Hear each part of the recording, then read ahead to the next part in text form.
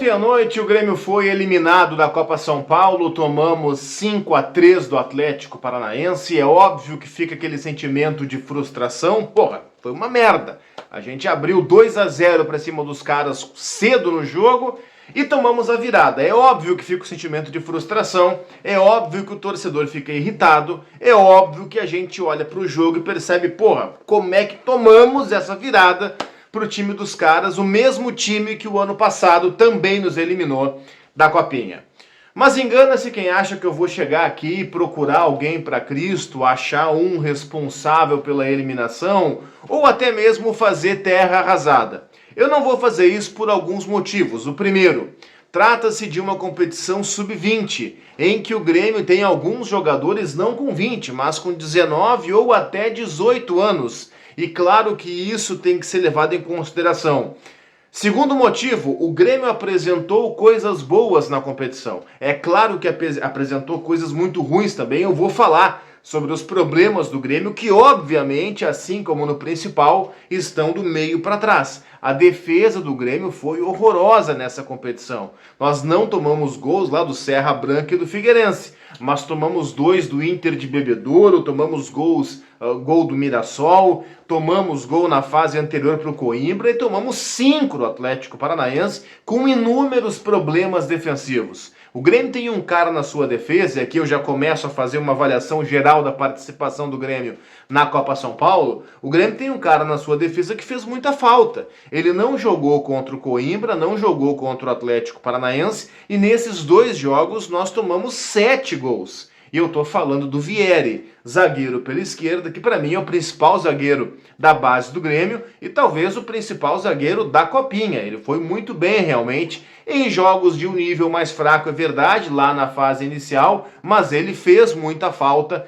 nessas partidas que eu mencionei contra o Coimbra e também contra o Atlético Paranaense. Vieri fez muita falta, a defesa do Grêmio vazou que nem peneira por cima e por baixo. O goleiro do Grêmio, que era um dos destaques, ao menos em tese, quando iniciou a Copinha, não conseguiu aparecer, era praticamente chute-gol. O meio-campo do Grêmio apresentou buracos e problemas preocupantes, e isso fez com que o Grêmio tivesse como consequência, é claro, 7 gols sofridos em 2 jogos, e aí acrescenta o gol sofrido por Mirassol, 8, os 2 gols do Inter de Bebedouro, 10 gols sofridos na Copinha. É muita coisa.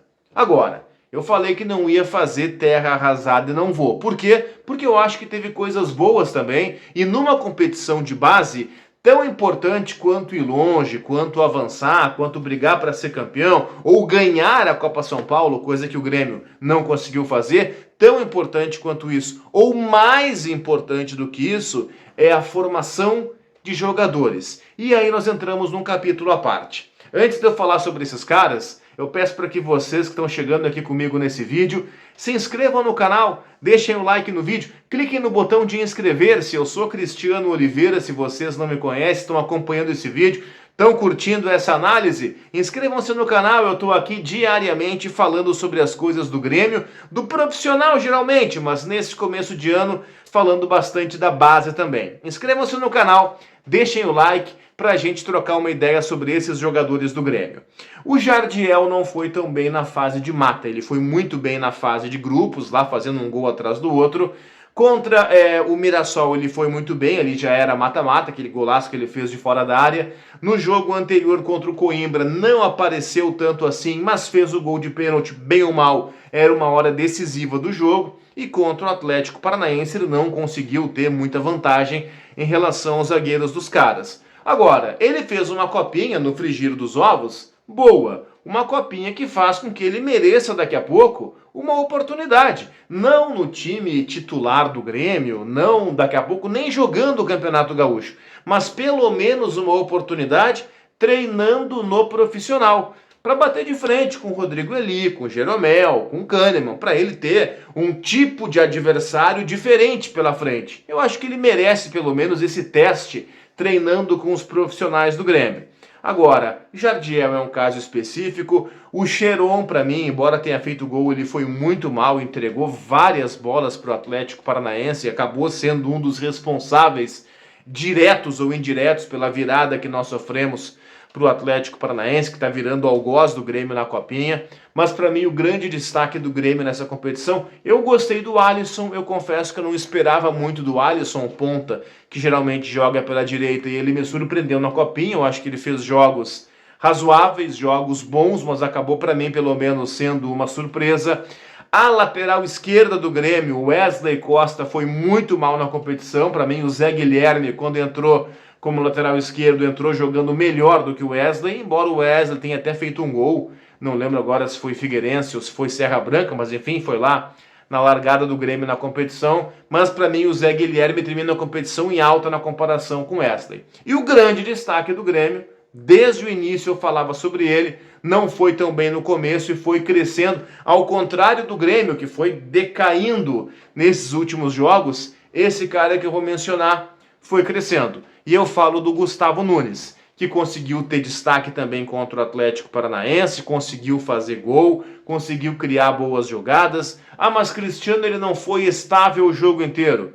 Gente, com 18 para 19 anos, ninguém é estável o jogo inteiro, a não ser que seja assim um super ultra extra classe de Real Madrid. Não é o caso do Gustavo Nunes, mas acho que ele vai ser um cara muito útil, inclusive para time profissional, a curto prazo, talvez médio, mas eu apostaria que até a curto prazo ele pode nos ajudar. O Grêmio tem alguns pontas no seu time principal, contratou o Soteldo, tem o Everton Galdino, o Nathan Fernandes, que mostra muito potencial, e acho que numa dessas o Gustavo Nunes, num Campeonato Gaúcho, pode merecer sim uma ou outra oportunidade. Ele fez uma boa Copa São Paulo, mostrou drible, mostrou velocidade, mostrou arrancada. Esse é um cara, o camisa 11, que eu gostei. Então, se nós não fomos adiante na Copinha, morremos nas oitavas de final, pelo menos ao que tudo indica, estamos revelando alguns jogadores. É óbvio que só o futuro vai confirmar ou não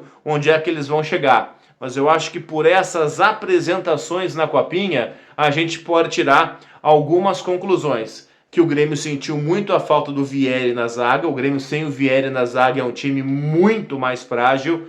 Jardiel, bem ou mal, fez os seus gols. E o Gustavo Nunes é um cara que daqui a pouco merece ser observado com mais atenção, até para curto prazo. Para mim, são os recados que ficam da participação do Grêmio na Copa São Paulo. Um ataque altamente positivo. A defesa, uma peneira. Lembra ou não lembra o Grêmio do Campeonato Brasileiro do ano passado? Lembra, né? Um ataque que fazia um monte de gols, mas a defesa lá atrás entregava. Não foi diferente, infelizmente, na campanha do Grêmio na Copinha. Tá bom, gente? Inscrevam-se no canal, deixem o like no vídeo e compartilhem o nosso conteúdo nos grupos de vocês para trazer mais gremistas aqui para o canal. Valeu!